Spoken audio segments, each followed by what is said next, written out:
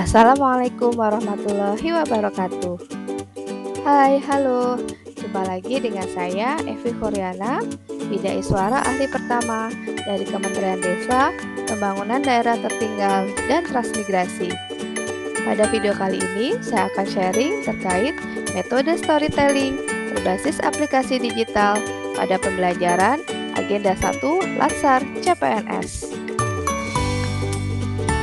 Seperti kita ketahui bahwa metode pembelajaran Latsar CPNS mengalami beberapa penyesuaian sesuai dengan Perlan nomor 13 dan 14 tahun 2022 tentang pedoman penyelenggaraan Latsar CPNS dan kurikulum Latsar CPNS. Pelaksanaan Latsar CPNS dapat dilakukan melalui 3 metode. Yang pertama, pelatihan klasikal, yang kedua, blended learning, dan yang ketiga, distance learning. Pada video kali ini akan dibahas pembelajaran melalui blended learning. Pada pembelajaran blended learning dilakukan melalui 3 tahapan. Tahapan yang pertama yaitu MOOC, Massive Open Online Course. Pada tahap yang pertama ini, peserta melakukan pembelajaran secara mandiri melalui Learning Management System (LMS) yang telah disediakan oleh lembaga administrasi negara.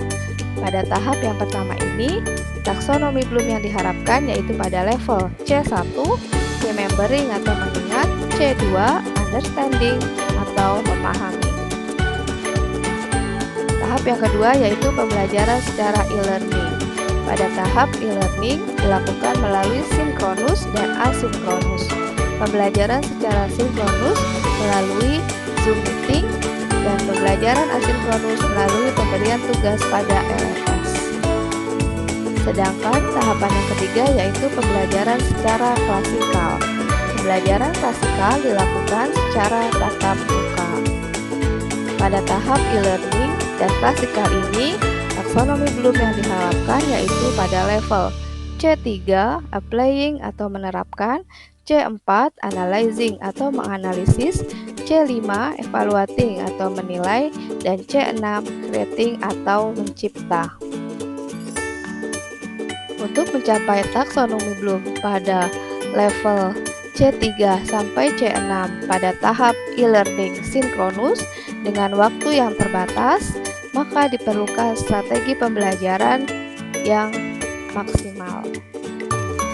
Pada video kali ini akan dibahas strategi untuk pembelajaran Agenda 1 yaitu sikap dan perilaku bela negara. Pada Agenda 1 terdiri dari 3 materi yaitu wawasan kebangsaan dan nilai bela negara, analisis isu kontemporer, dan kesiapsiagaan bela negara. Ketiga materi tersebut harus diracik dan diramu sedemikian rupa sehingga dapat menghasilkan output sesuai yang diharapkan, yaitu bagaimana menanamkan nilai-nilai bela negara kepada para peserta secara optimal. Metode yang digunakan di sini yaitu melalui storytelling. Storytelling terdiri dari 2 kata yaitu story atau cerita dan telling atau narasi. Singkatnya, storytelling adalah kegiatan bercerita. Orang yang melakukan kegiatan ini disebut storyteller, pencerita atau pendongeng. Secara tradisional, storytelling diceritakan secara lisan. Artinya, bahwa dalam penyampaian materi Agenda 1 ini, hal yang harus diperhatikan pertama kali yang disiapkan yaitu terkait narasi atau cerita yang ingin disampaikan kepada para peserta. Menurut HubSpot, storytelling adalah seni. Bagaimana fasilitator dapat mengolah atau membuat suasana dalam storytelling ini menjadi menyenangkan sehingga tujuan pembelajaran dapat tercapai. Untuk mendukung kegiatan storytelling ini dapat dikolaborasikan dengan aplikasi digital yang saat ini sedang marak. Apa itu aplikasi digital? Aplikasi digital adalah sebuah platform di dunia maya yang dapat kita gunakan untuk mendukung kegiatan pembelajaran kita. Tujuan penggunaan aplikasi digital yaitu untuk menarik minat para peserta ketika dalam pembelajaran yang kita sampaikan. Karena dalam aplikasi digital ini menuntut para peserta untuk dapat berkontribusi aktif atau berpartisipasi aktif selama pembelajaran. Mengingat pembelajaran dilakukan secara virtual atau menggunakan Zoom atau Google Meet. Saat ini banyak aplikasi digital yang tersedia secara gratis pada internet, salah satunya yaitu Mentimeter. Mentimeter adalah sebuah aplikasi yang digunakan untuk audiens Anda agar berpartisipasi dalam presentasi interaktif. Berikut adalah tampilan Mentimeter setelah kita melakukan proses login. Jika kita belum memiliki akun Mentimeter, kita dapat mendaftarkan alamat email kita untuk dapat memiliki akun di Mentimeter ini.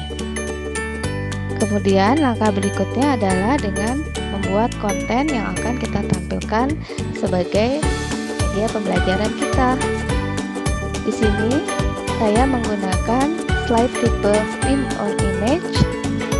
Kemudian saya menyiapkan peta Indonesia yang sudah di-save terlebih dahulu sebelumnya, dan kemudian di-upload pada konten yang dibuat. Setelah itu menambahkan pertanyaan, silahkan pin daerah asal kalian. Kemudian ketika di present, seperti yang terlihat pada layar.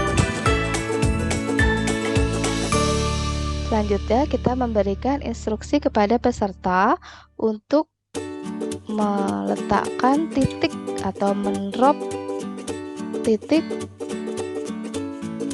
pada layar device mereka masing-masing setelah kita memberikan alamat link untuk mengisi Mentimeter ini. Mereka bisa meletakkan titik sesuai daerah asal mereka masing-masing. Dan kemudian kita dapat mengecek keaktifan atau keikutsertaan peserta pada Mentimeter ini dengan melihat indikator notifikasi di kanan bawah. Di sini terlihat ada 9. Artinya bahwa ada 9 peserta yang sudah meletakkan atau ikut berpartisipasi pada Mentimeter ini. Di sini kita bisa lihat ada 5 titik dengan 1 titik terkonsentrasi pada 1 titik ini, yaitu 4 orang. Oke, kita mulai membangun suasana seolah-olah kita dalam sebuah kapal yang sama, yaitu kapal bernama Indonesia. Saya akan membuat sebuah kapal dengan menggunakan e-notif pada Zoom.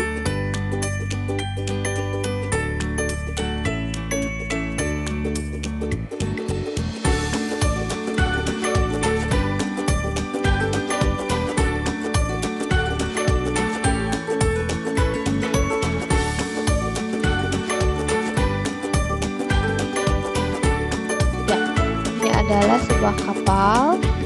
Kemudian saya membuat bendera juga di sini.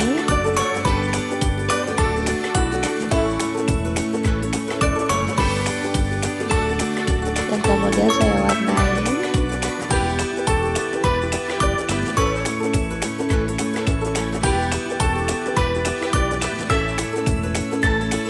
Ya. Sudah jadi. Kemudian kita bangun sebuah cerita bahwa kita hidup atau kita berada dalam satu kapal yang sama, yaitu kapal bernama Indonesia. Namun di tengah perjalanan, kapal ini mengalami kebocoran kita gambar kembali. Ada lubang-lubang pada kapal, ada beberapa lubang, ada yang cukup besar, kemudian ada yang kecil.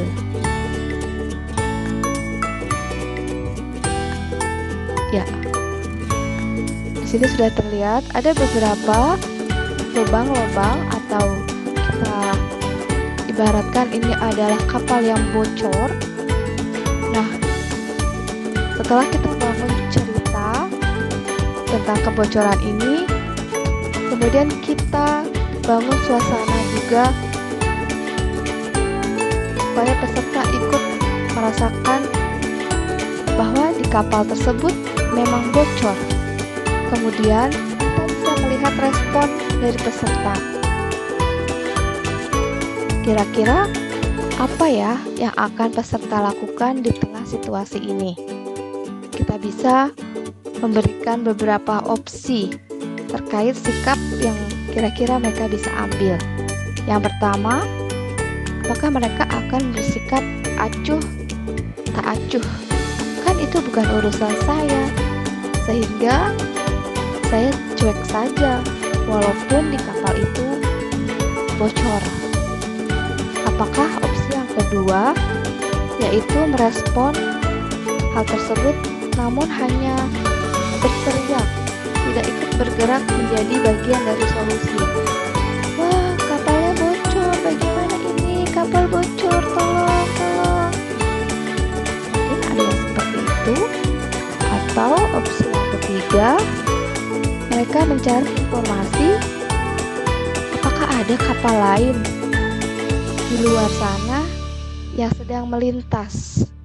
Nah, kemudian kita bisa menggambar kembali kapal sebagai opsi apakah ini bisa diambil dengan cara menghubungi kapal tersebut untuk bisa pindah. Lebih baik saya pindah saja kapal ini untuk menyelamatkan diri. Ataukah yang keempat, ikut aktif bergerak menjadi bagian dari solusi. Apakah dia langsung menambal, mencari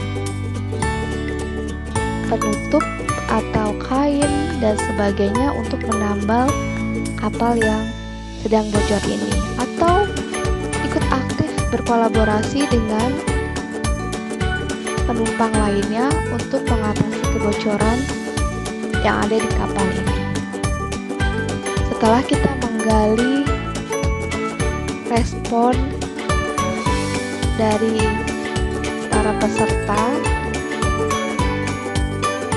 kemudian kita kaitkan dengan nilai-nilai bela negara, bahwa jika kondisi ini dalam kapal ini adalah kondisi yang saat ini terjadi di negara Republik Indonesia, apa yang seharusnya peserta lakukan sebagai perwujudan dari nilai-nilai bela negara. Demikian metode storytelling berbasis aplikasi digital yang diterapkan pada pembelajaran agenda 1 sikap dan perilaku bela negara pada pelatihan dasar calon pegawai negeri sipil. Pada intinya, prinsip pembelajaran yang ingin dibangun yaitu happy, applicative, thinking, dan interaktif.